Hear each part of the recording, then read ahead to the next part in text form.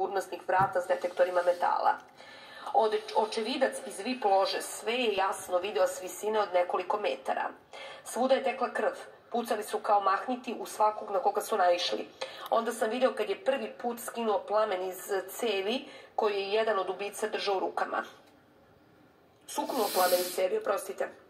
Odjednom se sala napunila dimom. Zabarikadirali smo glavni ulaz u VIP ložu, a onda su se odnekud pojavili zaposleni i izveli nas niz požarne stepenice, ispričao očevidac. Ipak mnogo ljudi je ostalo u glavnoj koncertnoj sali još 20 minuta. Neki su pokušali sami da nađu izlaz, a jedna grupa od oko 100 ljudi zalutala je u podrum. To je moglo da bude kobno pod njih, jer su teroristi zapalili celu dvoranu. Oni koji su se nalazili na ulici svedoče da su čuli 2 eksplozije.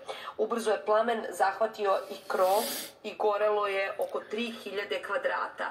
Ogromno zdanje pretvorilo se u buktinju i krov je popustio. Sa svih strana doletele su helikopteri koji su uzimali vodu iz reke i jezera u parkovima. Ispred dvorane je stiglo oko 70 ekipa hitne pomoći, još dok su iznosili tela i ranjenih pojavili su se specijalci naoružani do zuba. Sumnjalo se da su teroristi još u zgradi i da bi mogli da ubiju još ljudi.